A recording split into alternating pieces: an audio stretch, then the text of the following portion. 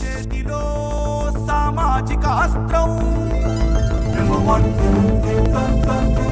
Number one. మనకి రెండు తెలుగు రాష్ట్రాల్లో ఒక కీలకమైనటువంటి చర్చనీయాంశమైనటువంటి టాపిక్ గా మారినటువంటి ఫేక్ అఘోరి శ్రీనివాస్.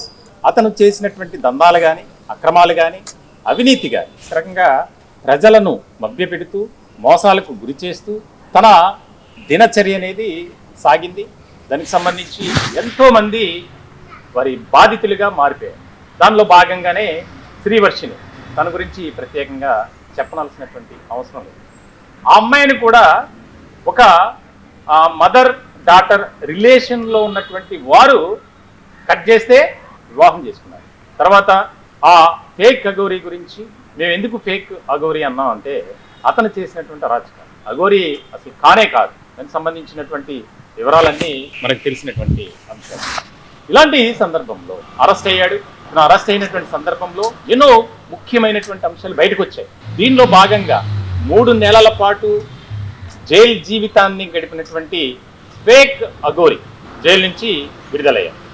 మోకిలా పోలీస్ స్టేషన్లో నమోదైనటువంటి కేసు తాలూకు ఎవరైతే ఒక ప్రొడ్యూసర్ని మోసం చేసినటువంటి కేసులో కేసు నమోదైంది. తర్వాత రాధా అని లేకపోతే అనేక విషయాలు బయటకు వచ్చాయి. ఎంతోమందిని మోసం చేశారు. ఇటువంటి సందర్భంలో అతను వారి నుంచి శ్రీవర్షిణిని సేవ్ చేయడానికి ప్రధానమైనటువంటి వ్యక్తి విష్ణు, అలాగే వారి కుటుంబ సభ్యులు. అతని దగ్గర నుంచి అతని అండర్లో ఉన్నటువంటి ఆ యువతిని రక్షించినటువంటి ఒక విష్ణు, అలాగే చాలామంది దానికి సంబంధించి ఉన్నారు. అయితే ఇప్పుడు తాజాగా ఈ వ్యవహారం గురించి ఎందుకు మళ్ళీ మేము తీసుకోవాల్సి వచ్చిందంటే ఎవరైతే వారి కుటుంబానికి ఒక రకమైనటువంటి పెద్ద దిక్కుగా కుటుంబంలో అంటే వారి రక్త బంధువు కాకపోయినప్పటికీ వారి బాగోగులు చూసుకుంటూ ముఖ్యంగా శ్రీవర్షిణికి సంబంధించినటువంటి అంశంలో అతను పడినటువంటి తపన అంతా ఇంత కాదు. ఇలాంటి సందర్భంలో ఫేక్ అఘోరి తాజాగా జైలు నుంచి విడుదలవటం జరిగింది. విడుదలైనటువంటి సందర్భంలో అసలు శ్రీవర్షిణి ఎక్కడ ఉంది, నెక్స్ట్ ఏం జరగబోతుంది అనే దానికి సంబంధించి మేము విష్ణు కోసం, అతను విజయవాడ మంగళగిరిలో ఉంటారు, కానీ మేము అతని గురించి ఆరా తీసినప్పుడు ఖమ్మంలో ఉంటున్నాడు అని తెలిసిన వెంటనే ఖమ్మం మేము వెళ్ళడం జరిగింది. ఎందుకనంటే ఆయన్ను అడిగితే శ్రీవర్షిణి గురించి అలాగే ఫేక్ అఘోరి గురించి చాలా విషయాలు బయటకు వస్తాయి. ఇటువంటి సందర్భంలో ఇప్పటి వరకు సైలెంట్గా ఉన్నటువంటి శ్రీవర్షిణి ఎపిసోడ్ ఏదైతే ఉందో, ఫేక్ అఘోరి ఎపిసోడ్ ఏదైతే ఉందో మళ్ళీ తెర మీదకి వచ్చింది. అన్ని మీడియాలో కూడా దానికి సంబంధించి కొంతమంది అతన్ని నేరుగా మాట్లాడినటువంటి సందర్భం ఉంది. ఇలాంటి క్రమంలో సామాన్యుడి చేతిలో సామాజిక అస్త్రం నెంబర్ 1 న్యూస్ కూడా వారి కుటుంబానికి ఎప్పుడూ కూడా సపోర్ట్గా ఉంటూ వచ్చింది. వాస్తవానికి మా స్టూడియోలో మా చైర్మన్ గారు మంచాల సాయి సుధాకర్ నాయుడు గారి ఆధ్వర్యంలో ఒక డిబేట్ చేసినప్పుడు వారి కుటుంబానికి ఆ అమ్మాయిని కలిపినప్పుడు దానికి సంబంధించి అన్నీ మీకు తెలుసు. ఇటువంటి సందర్భంలో ఎవరైతే ఇక్కడ కీలకమైనటువంటి వ్యక్తి విష్ణు, ఆయన్ను ఖమ్మంలో మేము కలుసుకోవడం జరిగింది మా టీం. ఇప్పుడు మన మధ్యలో విష్ణు గారు ఉన్నారు. అసలు ఫేక్ అఘోరి బెయిల్ రావడానికి కారణాలు ఏంటి, బెయిల్కు రావడానికి సహకరించింది ఎవరు, ఇప్పుడు ప్రస్తుతం శ్రీవర్షిణి పరిస్థితి ఏంటి, వారి కుటుంబ సభ్యుల పరిస్థితి ఏంటి, నెక్స్ట్ ఏం జరగబోతుంది అనే అంశాలు ఆయన మాటల్లోనే మనం వినే ప్రయత్నం అయితే మనం చూద్దాం. దానికి సంబంధించి పూర్తిగా ఆయన అడిగి తెలుసుకుందాం. నమస్తే విష్ణు గారు, బాగున్నారా? మొత్తానికి అయితే ఫేక్ అఘోరికి బెయిల్ వచ్చింది, ఏంటి పరిస్థితి, మీరేం చెప్పదలుచుకున్నారు? ఎందుకంటే అసలు ఖమ్మం రావడానికి కారణం ఏంటి? మీరు విజయవాడలో ఉంటున్నారు, మంగళగిరిలో అనుకున్నాం మేము, మీ గురించి ప్రయత్నం చేస్తే ఖమ్మంలో ఉన్నారని తెలిసింది, ఖమ్మం బయలుదేరి వచ్చాం. అసలు బిజినెస్ డెవలప్మెంట్ కోసం అని చెప్పి ఇక్కడికి వచ్చాను. నేను 10 రోజులైంది వచ్చి ఇక్కడే ఉంటున్నాను. ఫేక్ అఘోరికి బెయిల్ యాక్చువల్ గా 90 days అబోవ్ అయిన తర్వాత ఆటోమేటిక్ గా బెయిల్ అనేది కామన్ గా శ్రీవర్షిణి కోసం విష్ణు గారే ఫేక్ అఘోరికి బెయిల్ వచ్చేలా చేశారు అనేది అసలు నేను వాడు బెయిల్ జైలుకి వెళ్ళిన తర్వాత ఈ అమ్మాయిని NGO అప్పచెప్పిన తర్వాత నేను అసలు ఎంటర్ అవ్వలేదు ఇక్కడ. తర్వాత ఇదే మళ్ళీ మీకు కనిపించడం, మీరు రావడం, నేను కనిపించడం కూడా ఇదే మొదటిసారి. సో ఇప్పటి వరకు అయితే నేను మళ్ళీ దాన్ని టచ్ చేయలేదు. ఆఫ్టర్ 90 days అనేది ఆటోమేటిక్ గా బెయిల్ ఎవరికైనా కామన్ అవుతుంది అది. కానీ ఇలాంటి వాడికి బెయిల్ ఇవ్వడం అంటే కొద్దిగా ఆలోచన ఎక్కువ చేయాల్సిన అవసరం అయితే ఉంటుంది. మళ్ళీ వీడి వల్ల ఎలాంటి ఉపద్రవాలు ఇలాంటివన్నీ బయటకు వస్తాయి. ఎందుకంటే మీకు తెలిసినంత వరకు వర్షిణి, రాధిక, తర్వాత మీకు ఎవరికి ఇంకా పేర్లు తెలియవు, ఇంకా చాలా ఉన్నాయి. బెల్లంపల్లిలో ఇంకో 2 ఉన్నారు. బెల్లంపల్లి పక్కనే కరీంనగర్ సంథింగ్ ఏదో ఒక ఊరు ఉంది, మంచిర్యాల అనుకుంటుంది. అక్కడ ఇంకొక అమ్మాయి ఉంది, ఆ తర్వాత ఒక పెద్ద ఆవిడ కూడా ఉంది. ఒక ఆమె దగ్గర 8 లక్షలు, ఒక దగ్గర దాదాపు ఒక 2 లక్షలు, ఇలాంటివి చాలా ఉన్నాయి. కాకపోతే ఏంటంటే వాళ్ళు మీడియా చేసిన ఎఫెక్ట్స్ కి బయటికి రావట్లేదు, భయపడుతున్నారు. కేసు ఏం పెట్టలేదు కానీ వాళ్ళు వాళ్ళ అక్కని సంప్రదిస్తున్నారని చెప్పారు. నాకు కూడా ఒకసారి కాల్ చేశారు. నేను పూర్తిగా తిరిగాను కదండి, ఇంటి చుట్టూతో 2 సార్లు 3 సార్లు వెళ్ళాను. వాడి కోసం ఎంత తిరిగానో కూడా మీ అందరికీ తెలిసిందే కదా. ఆ క్రమంలోనే ఒకరి నుంచి కనెక్టివిటీ.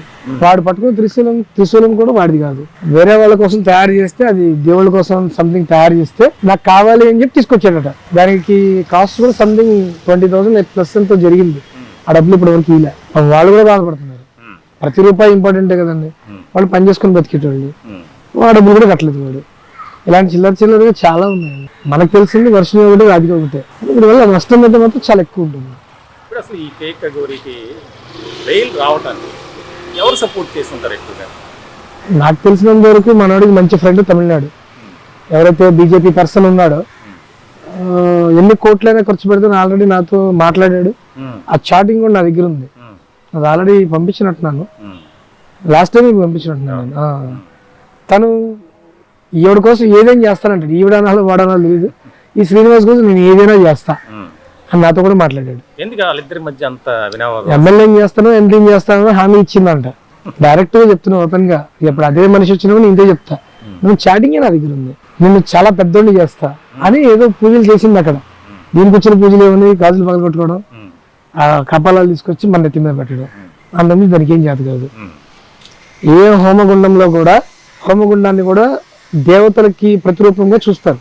హోమం వెలిగేటప్పుడు అగ్ని కూడా భగవంతుడే, దాటరు, అగ్నిని నోటితో ఊదరు.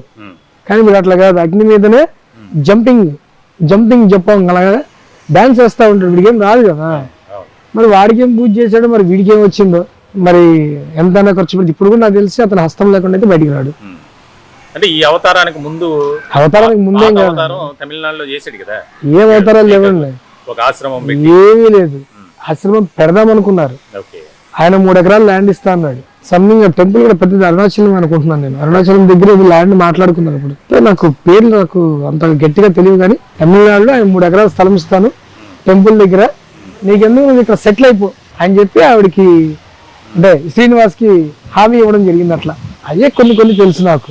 సాధారణంగా ఇప్పుడు జైలు నుంచి బయటకు వచ్చాడు, శ్రీవర్షిణి రీహాబిలిటేషన్ సెంటర్ లోనే ఉన్నట్లు తెలుస్తుంది. లేదు, ఎక్కడ ఉన్నారు? బయట ఉంది. ఎక్కడ? బయట ఉంది అంతే. పన్ను మార్చుకోవాలి కదండి. 1 2 తెలుగు రాష్ట్రాలకి ఇది ఒక అనకూడదు, ఇది ఒక చండాలం, ఇది ఒక న్యూసే కాదు. దీన్ని హైప్ చేసుకొని మీడియా ఛానల్స్ బాగుపడ్డం తప్ప ఒక అమ్మాయి జీవితం బాగుపడిద్దా? పోనీ అలాంటి పోరం పోక నేను చేయగలిగారా? ఏమీ లేదు. ఒక సీఎం ని డైరెక్ట్ గా తిట్టాడు.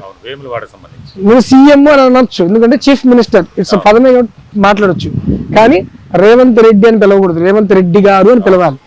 గారు అని పిలవకపోయినా కూడా అది కేసీ. అరే కాదండి, బూతులు ఉన్నాయండి, బూతులు ఉన్నాయి. తర్వాత ఎవరైతే మన రాజ్యాంగ నిర్మాత డాక్టర్ బిఆర్ అంబేద్కర్ గారిని కూడా డైరెక్ట్ గా తిట్టేశాడు. ఆ బూతులు కూడా ఆల్రెడీ మీకు యూట్యూబ్ లో వచ్చినాయి. నిజంగా ఇలాంటి వాడికి అయితే మాత్రం నేనైతే ఒప్పుకోను.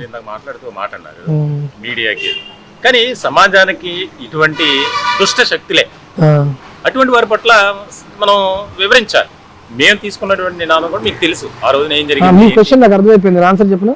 కాబట్టి నేననేది ఏంటంటే, కొంతమంది అంటే ఒక గ్రూప్ ఆఫ్ మీడియా ఒక రకంగా ఆలోచన చేస్తుంటే దానికి భిన్నంగా మేమున్నాం మీకు తెలుసు. ఒకరోజు మీరే తీసుకొచ్చారు మనం స్టూడియోలో శ్రీవర్షిని వాళ్ళ ఫ్యామిలీ మెంబర్స్కి మా చైర్మన్ గారు ఎంఎస్ఆర్ గారు కల్పించినటువంటి సందర్భంలో కింద లైవ్లు పెట్టినటువంటి మహానుభావులు ఆ ఛానల్స్ గురించి తెలిసిందే కదా. దీనికి సంబంధించి మేము ఒక సమాజానికి ఇటువంటి వారి పట్ల జాగ్రత్తగా ఉండాలి, అప్రమత్తం చేయాలన్న ఉద్దేశమే తప్ప వేరేదేం లేదు. నేనే దీని నుంచి అందరికి అదే చెప్తానండి, అప్రమత్తం అవ్వాలి. ఎవరిని పడితే వాళ్ళని నమ్మి డబ్బులు ఇవ్వద్దు. మొన్న మధ్య కూడా ఒక అఘోరి వస్తే వాడిని కూడా తరిమి కొట్టాను వెళ్ళి, చాలా గొడవ కూడా అయింది దాని గురించి. ఒక మీడియా నా మీద చాలా అంటే నీ మీద కేసు అప్లై చేస్తే ఎలా ఉంటుందో తెలుసా అని ఒక వార్నింగ్ కూడా ఇచ్చారమ్మని చెప్పాను నేను. ఎవరిని నువ్వు అఘోరి అని తీసుకొచ్చి నువ్వు ఎందుకు పరిచయం చేయాలి? నీకేం పని? సమాజానికి కావాల్సింది ఇవ్వండి. వాడెవడో పాపం భూపూతి రాసుకొని పోతే వాడు అఘోరి వాడిని కలబడి తిరిగి వాడిని ఫేమ్ చేసి ఇప్పుడు ఒకడు వచ్చాడు 10,000 కోట్లని, వాడిని తీసుకొచ్చింది ఎవరు? మీడియా కదా, హైప్ చేస్తున్నారుగా. వాడి ఫోన్ బిజీ ఆగట్లేదు. రేపొద్దున వాడు కూడా ఇట్లాంటి వాడు అవుతాడు. ఈ శ్రీనివాస్ అన్నయ్య అవుతాడు. వాడు పర్ఫెక్ట్గా ఉన్నాడు. ఎందుకు మనందరం మనమే ఒక ఫేక్ని తయారు చేసుకున్నాం. ఆంధ్ర తెలంగాణ అంటే వాస్తవంగా చెప్తున్నా, ఇప్పుడున్న 13 అక్కడ జూన్ అక్కడ నిరంజన్ అక్కడ మాట్లాడుతుంటారు. వాళ్ళందరూ ఆంధ్ర తెలంగాణ అంటే పిచ్చోళ్ళు అని చెప్పి ముద్రేస్తారు. ఎక్కడ కూడా భారతదేశంలో అఘోరి అనే మాటకి విలువ లేకుండా లేదు, కానీ విలువ లేకుండా చేసుకుంది మన ఆంధ్ర తెలంగాణ. సాధారణంగా ఇప్పుడు ఈ ఫేక్ అఘోరి బయటకు వచ్చారు. లాస్ట్ టైం కూడా మీరు ఎంతో రెస్క్యూ చేసి తీసుకొచ్చారు. తర్వాత కొన్ని రోజులు మీరు ఆమెని ప్రొటెక్ట్ చేసినటువంటి సందర్భంలో కుటుంబ సభ్యులకు అప్పగించడం జరిగింది. తల్లిని మోసం చేసి ఒక రకంగా వెళ్ళిపోయింది. తల్లిని మోసం చేసింది, తల్లి మోసం చేసింది నాకైతే తెలియదు. మోసం చేసింది ఏం జరిగింది అనేది ఇక దీనికి సంబంధించి మళ్ళీ అటువంటి పరిస్థితే ఎదురైతే అందుకనే కదండి ఇప్పుడు లేను కదండి ఈ విషయంలో. నేను అసలు సిటీలోనే ఉండట్లేదు. అంటే మనం శ్రీవర్షిణిని ప్రొటెక్ట్ చేసుకోవాల్సినటువంటి బాధ్యత అవసరం మన పైన ఉంది కుటుంబ సభ్యులుగా, సమాజంలో. ఎందుకంటే ఆమెకి ఏం చెప్పాడో, ఏ రకమైనటువంటి లోపరుచుకునే ప్రయత్నం చేశాడు అనేది మనందరికీ తెలిసినటువంటి విషయం. అయితే ఇటువంటి సందర్భంలో ఆ రకమైనటువంటి వాతావరణం మళ్ళీ రిపీట్ కాకూడదు అనే ఉద్దేశంతోనే శ్రీవర్షిణిని మీరు భద్రంగానే వారి కుటుంబ సభ్యులందరూ చూసుకుంటారని తెలిసింది. ఇప్పటికీ వాళ్ళ అమ్మ రక్షణలోనే పెట్టించారు. మీరే వాళ్ళ అమ్మ దగ్గరే ఉంది, హ్యాపీగా ఉంది, బయటికి అయితే రానియం. ఒకవేళ ఏదో మాయ చేసు వాడు కాంటాక్ట్ లోకి వచ్చి అమ్మాయికి మళ్ళీ తీసుకుని వెళ్ళే ప్రయత్నం చేస్తే, అంటే ఈ మాట అనకూడదు. నేను మా ప్రయత్నం ఒకటే అండి, భగవంతుడు రాసిందని నేను మార్చలేను. నాకు చేతనైనంత వరకు నేను మంచిగా చేయాలని చూస్తున్నాను. ఎక్కడో మీడియాలో ఫేమ్ అవ్వాలను, సంపాదించుకోవాలను, ఎక్కడ డబ్బులు, నేను ఏ మీడియా వాళ్ళ దగ్గర డబ్బులు కూడా తీసుకోలేదు. నాకు ఆఫర్ చేశారు, నా ఇంటర్వ్యూ నీకు 2000 ఇస్తే 5000, 2000కి 5000కి నాకు అంత అవసరం లేదు. సో నేను అన్నీ అవాయిడ్ చేశాను. మీరు ఒక్కళ్ళే ఇప్పుడు మళ్ళీ నన్ను పట్టుకొని మా ఇంటికి వచ్చారు. ఇప్పుడు కాదు, ఇప్పుడు శ్రీవర్షిణి హెల్త్ కండిషన్ ఎలా ఉందండి మీరు చూస్తున్నారు? కొద్దిగా బాగలేదు, ఎందుకంటే ఎన్జిఓలో ఉంది కదండి. ఫుల్ ఆఫ్ ఫుడ్ అనేది ఇక్కడ ఇంట్లో ఉన్నట్టుగా ఉండదు కదా. యాక్చువల్గా తను చికెన్ 2 రోజులకి ఒకసారి తింటుంది. అసలు అక్కడ చికెనే బెటర్, గుడ్డు కూడా బెటర్. చాలా పర్టికులర్స్ ఎక్కువ ఉంటాయి. గవర్నమెంట్ సంస్థ కదండి, చాలా జాగ్రత్తగా చూసుకుంటారు. అలా చిక్కిపోయింది. మారింది అనుకోవచ్చా? మారిందని అనుకుంటున్నాను. అయితే పాత పద్ధతిలోనే మంచి మంచి బట్టలు వేసుకుంటుంది, హ్యాపీగానే ఉంది. తర్వాత ఈ మధ్య సోషల్ మీడియాలో తన పేరుతో ఉన్నటువంటి ఒక అఫీషియల్ చాలా ఉన్నాయండి. డబ్బులు వసూలు చేస్తున్నారు. నేను ఈ విషయం కూడా మర్చిపోయాను మీతో చెప్పడం. ఈ అమ్మాయి పేరుతో ఒక ఛానల్ నేను రీసెంట్ గా చూశాను. తను డబ్బుల కోసం పెట్టాడు. దానిలో 2000 రూపీస్ మీరు ఈ నెంబర్ కి ఫోన్ పే చేస్తే సంథింగ్ ఏదో జాబ్ ఆఫర్ అన్నట్టుగా ఏదో పెట్టాడు. యాక్చువల్గా ఈ అమ్మాయికి ఉన్న ఛానల్, యూట్యూబ్ ఛానల్ ఒకటి, తర్వాత ఇన్స్టాగ్రామ్ ఒకటి. ఆ రెండు ఆ అమ్మాయి దగ్గర ఉన్నాయి. ప్రజెంట్ ఇప్పుడు అమ్మాయి వీడియోలు ఆపేయమని చెప్పాను. తను ఏమి చేయట్లా. ఆ అమ్మాయి పెట్టుకుంది అప్పుడు. లేదు, నా అమ్మాయి పెట్టుకుంది. అది రీసెంట్ గా పెట్టుకుంది అమ్మాయి. నేను తర్వాత ఈ మధ్య ఏదో సరదాగా ఉండి పబ్ లో డాన్స్ చేయడానికి వెళ్ళింది. ఏదో డాన్స్ చేయడానికి వెళ్ళింది. అక్కడ ఏమీ అలవాటు లేదు, సంథింగ్ సరదాగా వెళ్ళింది. ఏదో వాళ్ళ ఫ్రెండ్స్ తో హైదరాబాద్ లో వెళ్ళింది. ఒక డాన్స్ వేసింది. ఆ డాన్స్ ఏదో వీడియో వస్తే దాన్ని ఎలా వెళ్ళిందో తెలియదు, బయటకి అది ఫేమ్ అయిపోయింది. అదే అరిసే నేను కూడా తను ప్రస్తుతానికి ఏ వీడియో చేయట్లా. ఇప్పుడు ప్రజెంట్ ఎక్కడ ఉంది? ఎందుకంటే మీడియా అనేది మంచిదే, కానీ ఇది కూడా అతి అయితే చెడే. ఇప్పుడు మీరు అడిగిన క్వశ్చన్ వరకు బాగున్నాయి. ఇదే వర్షిణిని మనం మళ్ళీ వెళ్తావా, మళ్ళీ వెళ్ళిపోతావా, ఇది ఏమవుతుందంటే ఆ అమ్మాయి లేని ఆలోచనలు మనం సృష్టిస్తున్నాం. ప్రశాంతంగా ఉంటే చాలండి. ఆంధ్ర తెలంగాణకి ఈ చెత్త అవసరం లేదు. ఇప్పుడు కొన్ని ఛానల్స్ కి ఫేక్ అఘోరి విడుదలైనటువంటి సందర్భంలో న్యూస్ ఛానల్ సందర్భంలో నా మీద ఎవరైతే దుష్ప్రచారం చేశారో, బ్యాడ్ గా మాట్లాడారో వారి సంగతి చూస్తా, వారంతా చూస్తా, నేనేంటో నిరూపిస్తా, శివయ్య ఆశీస్సులు నాకు ఉన్నాయి అన్నాడు. మీరేమంటారు దానికి? ఎవరో నాకేం తెలియట్లేదు. నేను ఎక్కడ దుష్ప్రచారం చేయలేదు. నేను చేసిందల్లా ఒకటే, మా అమ్మాయిని నేను కాపాడుకున్నాను. మీ గురించి అని కాదు, సాధారణంగా ఆయన అన్నది ప్రజెంట్ నాకు తెలిసేది దానిలో కనిపించేది నేనే. నాకు తెలిసే సంగతి. అందుకని నేను నా సిటీలో కూడా నేను ఉండట్లేదు. సో నేను అన్ని షిఫ్ట్ అయిపోయాను. నాకు ఈ గొడవలు వద్దనుకున్నా నేను బయటకు వచ్చేసా. మా అమ్మాయిని నేను సురక్షితంగా కాపాడుకోగలుగుతాం, ఆ నమ్మకం నాకుంది. అలాగే ప్రయత్నిస్తున్నా. అదే శివయ్య దయతో నేను ఆ అమ్మాయిని బాగు చేసుకుంటా. అది డైలాగులు వాళ్ళకే కదా, మనకే వచ్చు కదండి. ఓకే, థ్యాంక్ యూ విష్ణు గారు. Thank you. మొత్తానికైతే శ్రీవర్షిణి ఫ్యూచర్ అనేది మాకు చాలా ఇంపార్టెంట్. కాబట్టి గతంలో జరిగినటువంటి పరిణామాలు అయితే ఇప్పుడు మళ్ళీ జరగకుండా మేము తనను కాపాడుకుంటాం అని చెప్పి ఒక పెద్దన్నయ్య హోదాలో విష్ణు గారు చెప్తున్నారు. చాలా ప్రొటెక్ట్ చేశారు గతంలో, కానీ ఒక మాయలో పడిపోయి అతను పెట్టినటువంటి ఏదైతే మభ్య పెట్టినటువంటి సందర్భం ఉందో దానికి సంబంధించి మళ్ళీ విజయవాడ బస్ స్టాండ్ నుంచి ఆమె హైదరాబాద్ వెళ్ళిపోవడం జరిగింది. కానీ కొన్ని మీడియా సంస్థలు ఆమెను అతని దగ్గరికి వెళ్ళేలా చేశాయి అనేది కూడా మనకు తెలిసినట్టుంటాం. కానీ మేము తన ఫ్యూచర్ కోసం కానీ తన లైఫ్ ఏ రకమైనటువంటి విధానంతో ఉండాలి అనే దాని మీదే మా ప్రయత్నం జరిగింది. ఆమెకు మా ఛానల్లో మా చైర్మన్ గారు ఎంఎస్ఆర్ గారు అపాయింట్మెంట్ లెటర్ కూడా లైవ్లో ఇచ్చారు. యాంకర్గా నేను చేస్తాను అన్నటువంటి సందర్భం. సరే తను కాపాడుకోలేకపోయింది. తన పరిస్థితి అప్పుడు అలా ఉంది. కాబట్టి ఇప్పటికైనా మేము ఆశించేది కోరుకునేది ఒకటే, తన భవిష్యత్తు బాగుండాలి. ఏదైతే ఇటువంటి వారి పట్ల జాగ్రత్తగా ఉండి తను పునాది అంటే ఒక భవిష్యత్తుకు కొత్త మార్గానికి పునాది వేసుకోవాలి. అది సమాధి కాకూడదు అనేది సామాన్యుడి చేతిలో సామాజిక అస్త్రం నెంబర్ 1 న్యూస్ కోరుకుంటుంది. ఇది విష్ణు గారితో చిట్ చాట్. మార్నింగ్ నుంచి మేము ఆయన కోసం ప్రయత్నం చేస్తున్నాం. లాస్ట్కి ఖమ్మంలో ఒక చోట ఉన్నారని తెలియగానే మేము ఖమ్మం వెళ్ళి ఆయనతో మాట్లాడటం జరిగింది. థ్యాంక్ యూ విష్ణు గారు, మీకు ప్రత్యేకమైన ధన్యవాదాలు. శ్రీవర్షిని హ్యాపీగా ఉండాలి, ఆ హ్యాపీలో మీరు కూడా ఉండాలని మేము కోరుకుంటున్నాం. వీడియో జర్నలిస్ట్ సతీష్తో రవీంద్ర, నెంబర్ 1 న్యూస్, ఖమ్మం నుంచి.